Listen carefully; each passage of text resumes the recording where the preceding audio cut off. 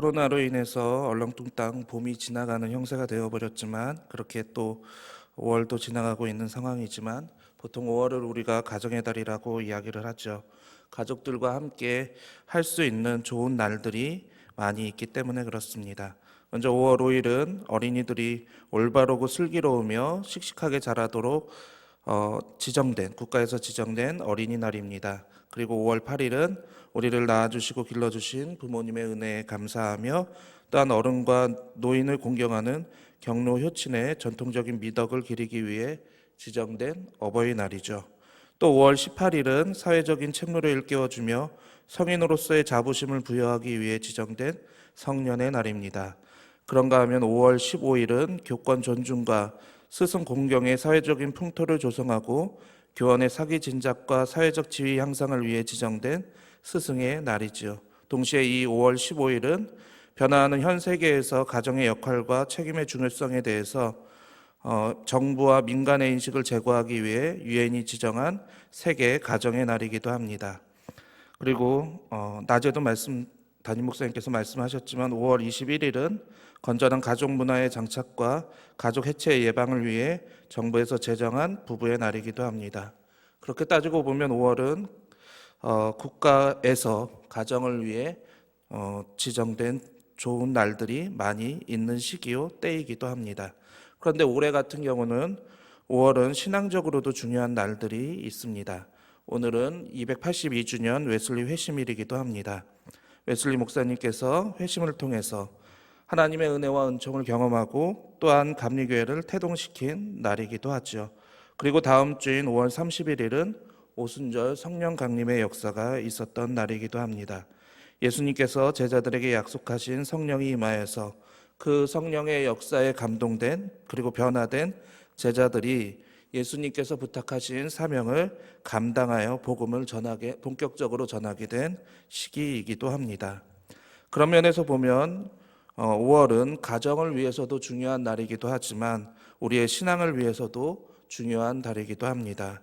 사랑하는 성도 여러분, 여러분도 이 5월이 얼마 남지 않았지만 이 5월을 보내시면서 가정을 위해서 그리고 여러분들의 신앙 성숙을 위해서 더 하나님께 나아가시고 집중하는 시간이 되시기를 주님의 이름으로 부탁드립니다. 제 얘기로 이제 이 말씀을 시작하려고 합니다. 일남 이녀 중에 막내였던 저는 부모님께 특별한 사랑을 받으면서 자랐고 또 한편으로는 보시다시피 좀 개구지게 생겼잖아요. 사건 사고를 참 많이 일으켜서 부모님의 마음을 속상하게 한 적이 있었는데 많고 많은 사건 사고들이 있어서 일일이 그걸 다 나열할 수는 없겠지만 하루는 집 옥상에 있는 장독대에서 신나게 뛰놀다가 그런 생각이 든 거예요. 이 간장독을 내 힘으로 밀어서 옥상에서 마당으로 떨어뜨리면 어떤 일이 일어나게 될까? 참 엉뚱한 상상을 했죠. 처음에 이렇게 힘으로 미니까 제가 어리고 힘이 없어서 그런지 장독대가 꼼짝도 하지 않더라고요. 근데 오기가 발동해서 밀어 제꼈고요. 결국 마당에서 옥상에 올라가는 계단을 쾅쾅쾅쾅쾅 하면서 마당으로 쨍그랑하고 그 장독대가 떨어지게 되었습니다. 어떤 일이 일어났을까요? 방 안에 계시던 어머니께서 깜짝 놀라서 문을 확 열고 무슨 일이 일어났는지 누구야? 라고 소리를 지르셨고 마당은 이미 깨진 장독으로 인해서 짠내가 폴폴 나기 시작했습니다. 그리고 어머님의 시선이 저를 쫙 향하셨고 깜짝 놀란 저는 여기에 가만히 있으면 죽겠다 싶은 마음이 들어서 도망쳤습니다. 집 밖으로 뛰쳐나갔죠. 어머니는 빗자루를 들고 뛰어나오셨는데 잡히지는 않았습니다. 그렇지만 제가 갈 데가 있을까요? 오전에 그 일이 있었는데 해 진려까지는 밖에서 어떻게든 안 잡혔죠. 근데 밤이 되면 어떻게 돼야 돼요? 밥을 먹어야죠. 배고프잖아요. 그래서 집 근처를 배회하다가 뒤에 숨어 계시던 어머니께 덜미를 잡혔고 그리고 신나게 매질을 당했던 기억이 있습니다. 그러면 제가 여기서부터 질문을 해야 됩니다. 제가 밥을 먹었을까요? 못 먹었을까요? 네, 먹었습니다. 눈물의 밥을 먹긴 했지만 밥을 먹었습니다. 잠을 잤을까요? 못 잤을까요? 네, 잤습니다. 어머니는 매질하면서 왜 깼냐고 뭐 이렇게 난리를 치시면서 집 밖으로 내쫓는다고 말씀을 하셨지만 꿋꿋이 쫓겨나지 않았고 잠도 잘 잘 수 있었던 기억이 있습니다. 제가 왜 이 이야기를 드리냐면 그 다음 날이 되었을 때 어머니께서 장독을 깬 것에 대해서 다시 저를 혼내셨을까요? 안 혼내셨을까요? 네, 안 혼내셨어요. 제가 왜 이 이야기를 하냐면 이 회개라는 이야기를 할 때 그것에 대해서 제가 떠오르던 이미지가 바로 이것이다라는 겁니다. 어머님이 제가 지은 잘못에 대해서는 매질로서 그것에 상당하는 대가를 치르게 하셨지만 그러나 저를 미워하지 않으셨다라는 거예요. 그 다음 날이 됐을 때 아침상을 차려주셨고 점심상도 그리고 저녁상도 잘 차려주시면서 다시는 제가 지었던 그 죄에 대해서 캐묻지 않으셨다라는 겁니다. 하나님께서 우리를 사랑하시는 그 마음도 그러시다라는 거예요. 우리가 죄인이잖아요. 죄를 지었잖아요. 그 죄에 대한 부분은 분명히 하나님께서 묻고 넘어가십니다. 그러나 우리를 미워하시지 않으신다라는 거예요.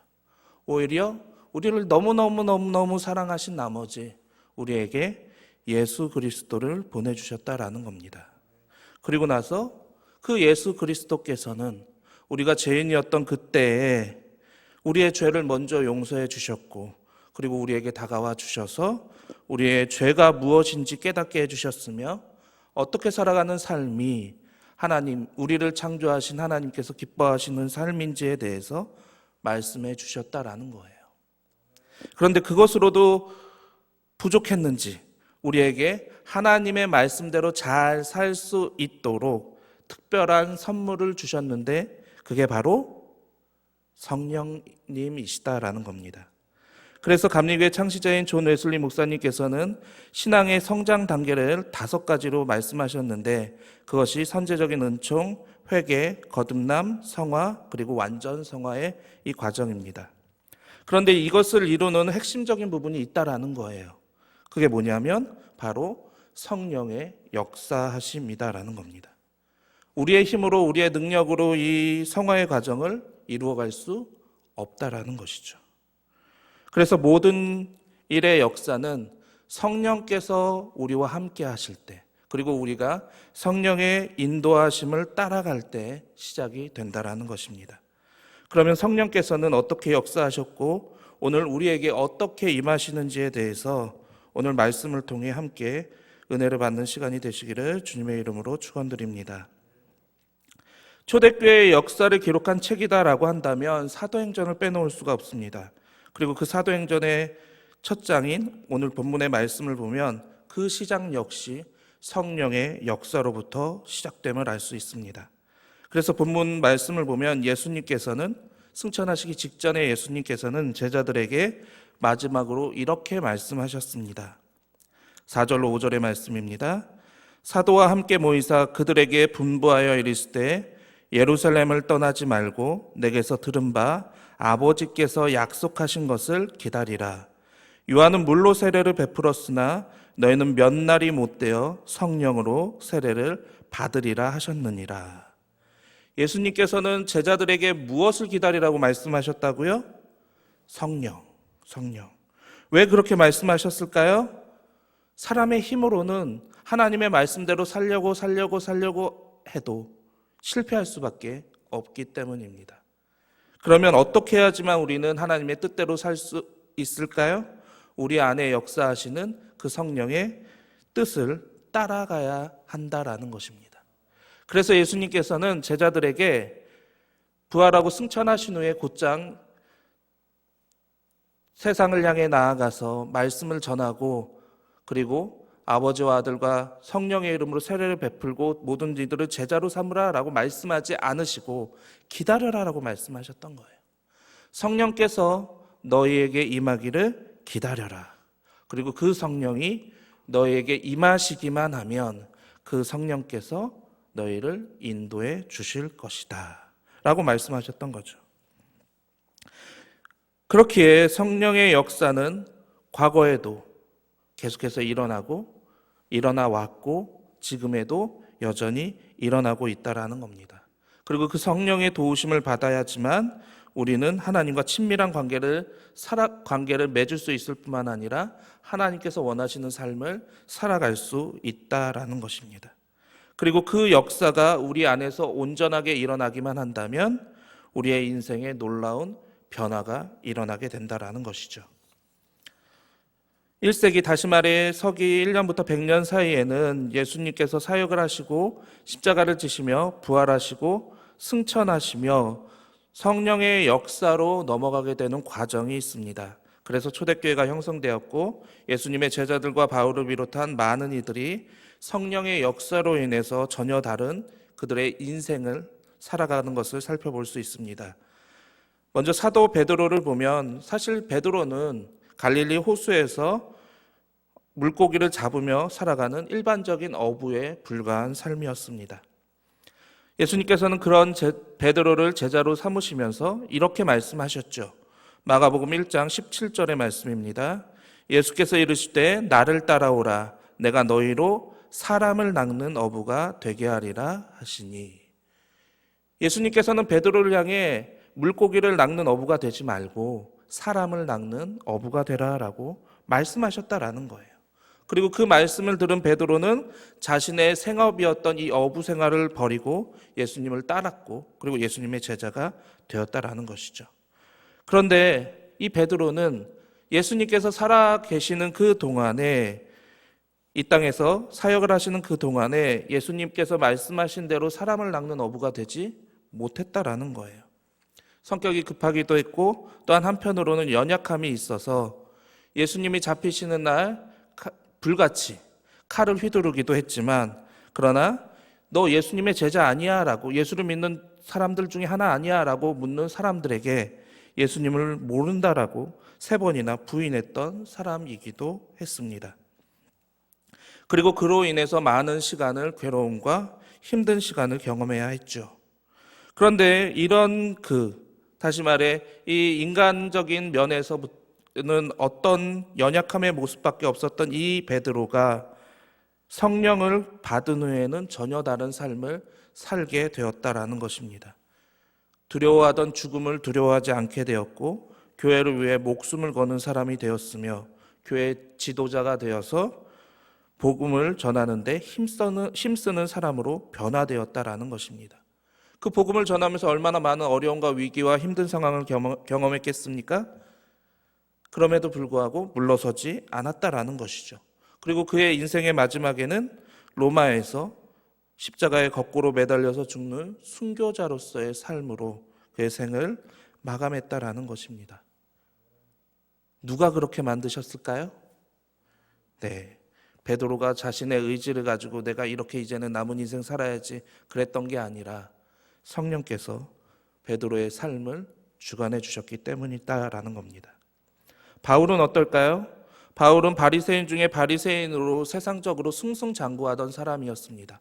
다시 말해서 특별히 뭔가 뛰어난 큰 잘못을 저지르지 않는 한 산헤드린 공회의 공회원으로서의 활동도 할 수 있는 자격이 주어졌었고 그리고 가장 높은 수준의 교육을 받았기에 적어도 고위 관리로서의 올라갈 수 있는, 다시 말해 우리가 말하는 입신양명을 할 수 있는 아주 유리한 위치에 있었습니다.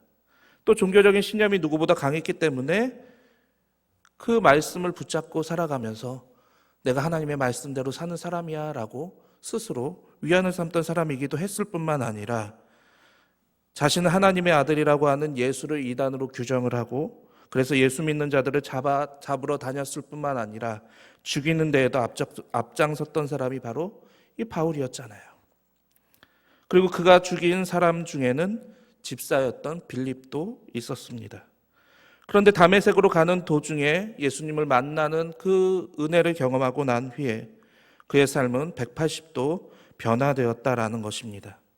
그동안 자신이 진리이고 정의이며 오직 자신만이 하나님의 말씀에 붙잡힌 사람이다라고 믿었던 그 가치관을 깨트려 버리고 난 후에 바울은 오히려 예수님을 목숨처럼 여기고 그 예수님을 전하는 데에 자신의 인생을 거는 사람으로 바뀌었다라는 거예요. 그래서 예수님을 위해서 돌을 맞는 일도 있었고 매질을 당하는 경우도 있었고 감옥에 갇히는 경험도 했고 죽을 뻔한 위기를 수차례 넘기면서도 하나님을 찬송하는 삶을 살았다라는 것입니다. 예수라는 가장 중요한 복음을 얻게 되니까 세상적으로 승승장구하고 또한 좋은 위치를 얻고 또한 높은 위치로 가는 그 모든 것들을 바울은 스스로 배설물로 여겼으며 그 모든 것들을 포기했다라는 겁니다. 오직 자신의 삶은 가난한 삶을 살든 떠돌이 삶을 살든 그 가운데에서 복음을 위해 전도하는 삶을 사는 것을 평생의 업으로 살았다라는 것이죠. 그리고 결국 그도 순교자로서 생을 마감하게 되었습니다. 누가 이렇게 바꾸어 놓으신 걸까요? 성령께서 하셨다라는 겁니다. 이처럼 성령께서는 우리의 가치관과 생각을 바꾸어 주신다라는 겁니다. 이 세상의 가치관이 아니라 하늘의 가치관으로. 그래서 이 세상에 욕심을 두고 살아가는 어리석은 인생의 삶이 아니라 하나님의 나라를 꿈꾸며 살아가는 복된 삶으로 바꾸어 주신다라는 겁니다. 그리고 그 삶이 우리에게 있어서 가장 행복한 삶임을 알게 해 주신다라는 것이죠. 그리고 그러한 성령의 역사는 변함없이 계속해서 이어졌다라는 것입니다. 15세기, 16세기 이야기를 잠깐 하려고 합니다. 그러니까 서기 1401년부터 1600년 사이에 우리는 홀로 카톨릭에 맞서서 싸우고 있는 한 명의 인물을 또 만나게 됩니다. 이 시기는 사실 수백 년간 카톨릭 교회가 겪던 박해의 시기가 끝나가게 되고 로마의 공교회로 인정을 받게 되면서 막강한 권력을 누리게 되는 시기였습니다. 그 시기가 약 1000년 정도 되죠. 당시 로마 교황의 권세가 얼마나 대단했는지 유럽 전역이 바로 교황의 통치권 아래에 있었습니다. 그러기에 설사 왕이라고 해도 교황이 너는 이제 이단이야 라고 말하는 그 순간 왕은 왕이 아니게 되는 막강한 권력을 가지고 있었다라는 겁니다. 그래서 역사적으로 보면 왕이 교황 앞에서 자신의 죄를 사죄하며 석고대죄하는 사건도 있게 됩니다. 그만큼 교황의 권한이 막강했다라는 것이죠. 막강해지면 오히려 하나님의 말씀이 더 편만하게 전해질 것 같고 또 하나님의 나라가 세워져야만 할 것 같은데 오히려 온갖 부정과 부패가 끊이지 않는 상황이 되어버렸다라는 겁니다.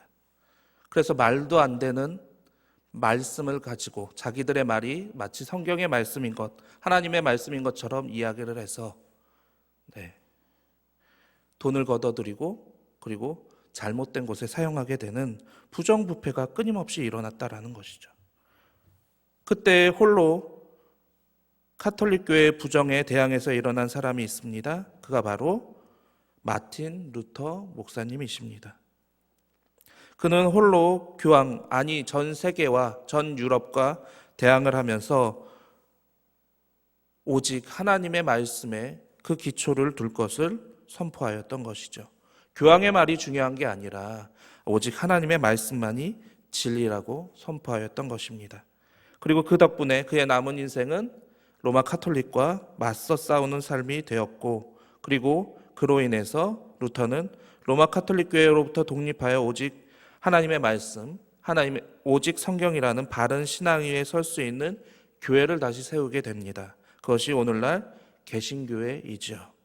우리가 말하는 이 개신교회는 그렇게 하나님의 편에 서고자 하는 성령의 음성에 순종한 종교개혁의 결과물이었다라는 겁니다. 그러면 루터가 무슨 힘이 있어서 전 유럽을 상대로 대항하며 맞서 싸울 수 있었을까요? 누가 그렇게 그 모든 상황을 인도에 가셨을까요? 루터가 뛰어났던 것이 아니라 성령께서 그 모든 일들을 인도해 주셨다라는 것입니다. 그리고 200년 후에 세상은 산업혁명이라는 그 이전에 전혀 겪어보지 않은 상황, 문화적인 혁명을 겪게 됩니다. 그로 인해서 물질적인 풍요를 누리게 되지만 가진 자와 가지지 못한 자, 다시 말해 부한 자와 가난한 자라는 빈익빈 부익부 현상이 급격하게 나타나게 되었다라는 것이죠. 자동 생산이라는 이 산업혁명을 통해 자동 생산이라는 것이 일어나서 문명의 발달로 인해 세상 사람들은 편리함을 누리며 살아가게 되었지만 이 편리함을 사람들이 육체적인 것으로 발달시켜서 성적 문란이나 마약 그리고 음주로 인한 방탕함으로 인해서 사회적인 문제를 야기시키게 되었고, 그러한 풍요는 결국에는 정신적인 공허로 변질되기 시작됐다라는 것입니다. 반면에 그 편안함에 또한 편승되지 못한 사람들은 말도 안 되는 인간적인 착취와 고통의 한가운데 떨어지게 되었다라는 것이죠. 이렇게 세대별 계층 간의 갈등이 시간이 지날수록 심화되었고, 그렇기에 전 유럽은 폭동과 혁명이 곳곳에서 일어나기 시작했습니다. 그때 성령의 역사는 또 새로운 곳에서 일어나게 되었다라는 것입니다. 그때 성령께서는 존 웨슬리 목사님을 사용하셨죠. 사실 존 웨슬리 목사님은 선교사로서 미국 조지아 지역으로 처음에는 나아가셨습니다. 그런데 거기서 좋지 않은 행실로 인해서 웨슬리 목사님의 선교는 비참한 실패로 끝나게 됩니다. 다시 고향으로 돌아온 웨슬리 목사님은 스스로를 돌아볼 때 실패한 목회자, 또한 인생의 낙오자라는 그 마음으로 절망과 자괴감에 빠져서 한동안 고민하는 시간이 이어지게 되었습니다. 그러던 어느 날 올더스 게이트 거리를 거닐다가 한 모라비아 성도의 교도들의 집회에 참석하게 되고요. 그 집회에서 자신의 마음이 갑자기 뜨거워짐을 경험하게 됩니다.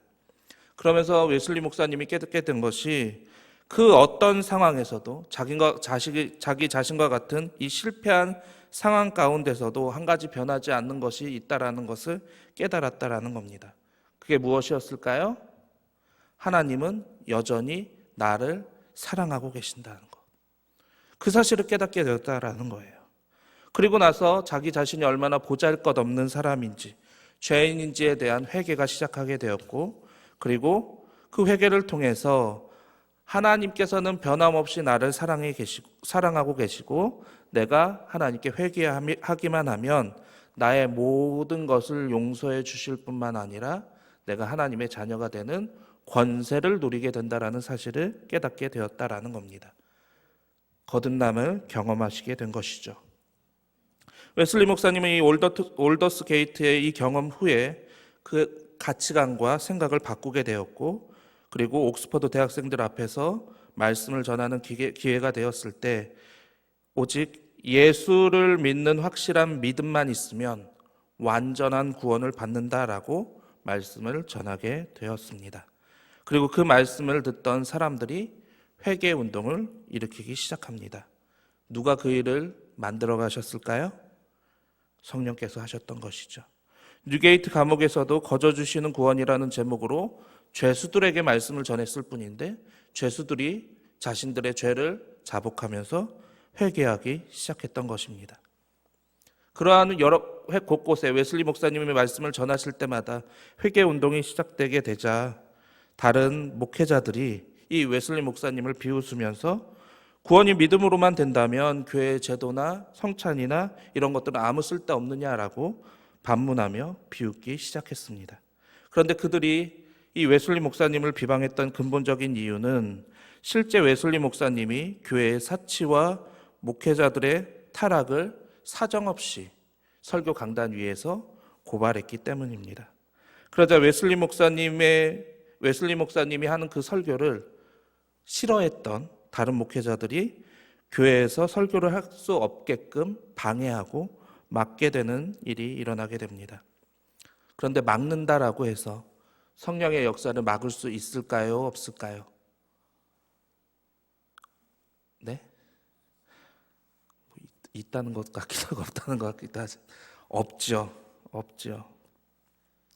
그러자 이 일을 계기로 더 큰 성령의 역사가 시작되는데 친구 화이트필드의 도움으로 킹스우드 지방 광부들에게 교회가 아닌 넓은 언덕에서 그 광부들을 향해서 설교를 하기 시작했던 것입니다.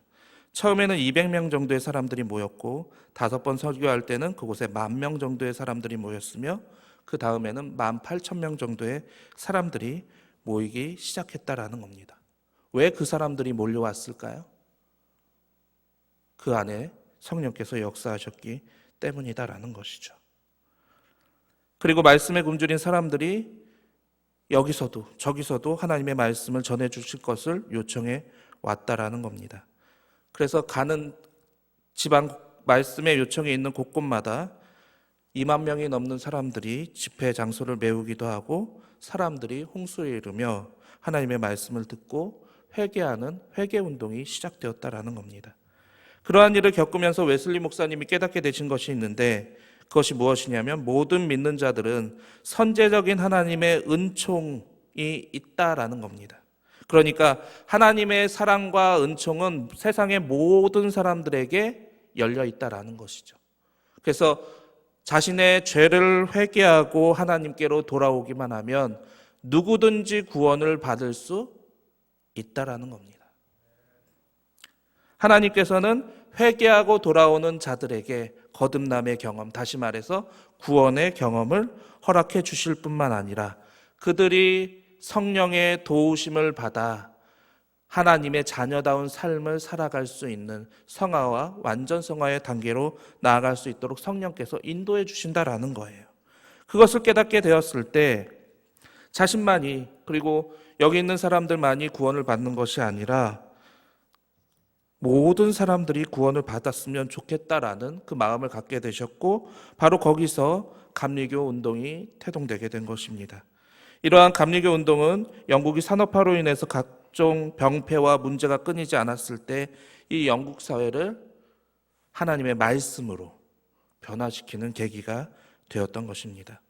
그래서 다른 유럽의 나라들이 피해 혁명을 이루어가고 전쟁과 그리고 피 흘림의 역사가 이루어가게 될 때 오직 영국만은 이 피해 혁명이 아니라 하나님의 말씀으로 변화되는 세상이 되었다라는 겁니다. 누가 이 일을 하셨을까요? 네, 성령께서 하셨다라는 겁니다. 감리교의 시작이 바로 그러하다라는 겁니다. 그리고 수백 년 후인 1900년대 조선 땅에서도 또 다른 성령의 역사가 일어나게 됩니다. 그 시작은 감리교 선교사인 하디 목사님에 의해서 시작이 됩니다. 본래 그는 의사로 또한 선교사로서 최선을 다해 낯선 땅 이 조선을 위해서 애를 쓰셨던 분입니다.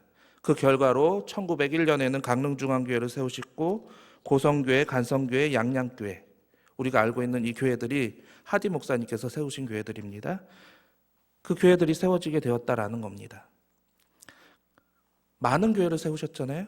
그런데 선교적인 이 열정만큼이나 성과를 거두지는 못하셨다라고 해요. 그러던 중에 1903년 여름에 한국에 와 있는 선교사들이 함께 모여서 원산에서 성경 공부와 기도회를 갖는 시간이 있었다라고 합니다.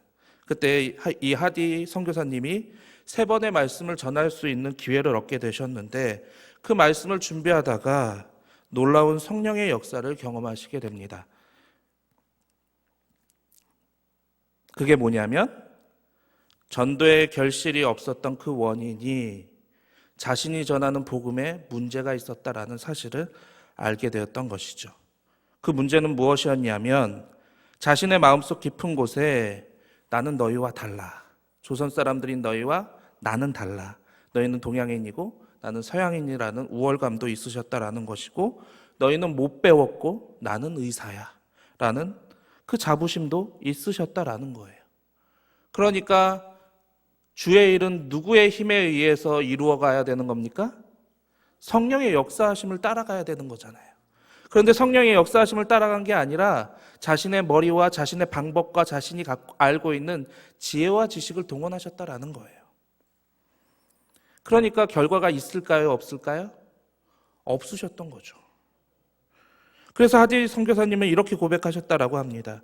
성령이 내게 오셨을 때 성령의 첫 번째 요구는 내 교인들 앞에서 내 과거의 실패와 그 원인을 자백하라는 것이었다. 이것은 매우 고통스럽고 수치스러운 경험이었다. 그러니까 이 강대상 위에서 내가 여러분들을 향해 이런 마음을 품었고 그리고 교만한 마음으로 여러분들을 대했습니다 라고 회개하라라고 성령께서 말씀하셨다라는 거예요. 그러니까 그게 고통스러우실 수밖에 없으셨고 수치스러울 수밖에 없으셨겠죠. 그런데 하디 목사님은 이 성령의 음성에 순종하셨다라는 거예요. 그래서 그 원산에서 있었던 그 기도의 집회 동안에 내내 울면서 동료 선교사님들 앞에서 선교의 결실이 없었던 것이 주님의 문제가 아니라 내 자신의 교만과 강팍함과 믿음의 부족한 힘이었기 때문이다라는 그 사실을 자백하셨다라는 겁니다. 그리고 그 하디 선교사님의 고백을 들은 동료 선교사님도 똑같이 충격을 받게 되었던 거죠. 그것을 계기로 그들도 자신들이 잘못하고 있었던 부분들을 그 자리에서 회개하는 회개운동이 일어나기 시작했다라는 겁니다. 그리고 후에 하디 선교사님은 자신의 성도들 앞에서도 내가 여러분들을 향해 이런 마음을 품었고 이런 부분에 있어서 성령께서 회개하라 말씀하셨기에 여러분들에게 나의 죄를 고백합니다 라고 하는 회개를 하게 되셨고, 그리고 그것은 놀라운 성령의 은혜를 경험하게 되는 계기가 되었다라는 겁니다. 사실 그렇잖아요. 목사가 강단 위에서 내가 여러분들 향해 좋지 않은 마음을 품었고 이런 마음을 품었습니다, 미안합니다 라고 고백하는 일은 결코 쉬운 일이 아니었을 겁니다. 하지만 성도들이 그 이야기를 듣고 어떤 반응을 보일지 하디 목사님도 하디 선교사님도 걱정되셨겠죠. 성도들이 자신을 부끄러워하면 어떡할까? 이제는 필요 없으니 이 교회에서 떠나달라고 이야기를 하면 어떻게 될까라는 마음도 아마 갖고 계셨을 것 같습니다. 그런데 성도들은 오히려 자신들의 잘못을 회개하기 시작했다라는 겁니다. 이 앞에 나와서 나는 누구에게 대해서 이러이러한 잘못을 저질렀습니다. 주님의 이름으로 회개합니다. 용서해 주십시오라는 자발적인 회개 운동이 시작되었다라는 것이죠. 그리고 이것을 계기로 조선 각지에서도 회개 운동이 시작이 되었습니다. 그리고 일어난 것이 1907년에 평양 대부흥 운동이 되는 것입니다. 하디 선교사님은 한국 성도들에게, 한국 교인들에게 진정한 회개의 모델을 보여주셨고 제시하셨다라는 것이죠. 그런데 그 모든 역사를 누가 만들어 가셨을까요?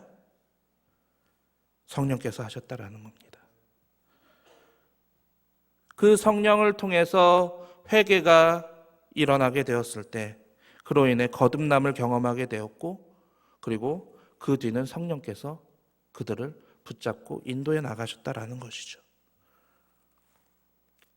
사랑하는 성도 여러분, 그 성령께서 지금도 우리와 함께하고 계시는 줄로 믿습니다.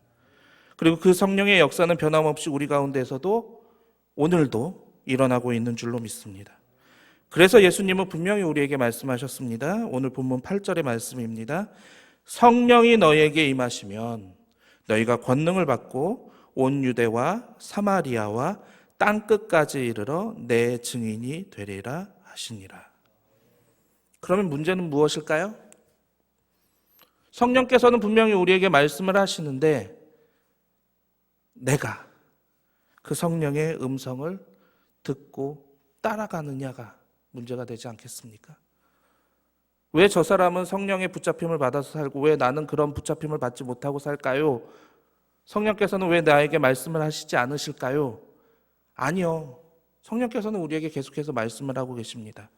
어떻게 살아가는 것이 하나님의 뜻인지에 대해서. 문제는 무엇일까요? 우리가 문제가 있다는 거예요. 우리가 따라가지 않는다라는 거예요. 우리가 계산한다라는 거예요. 내가 이 음성을 듣고 따라가면 저 사람은 나를 어떻게 바라볼까?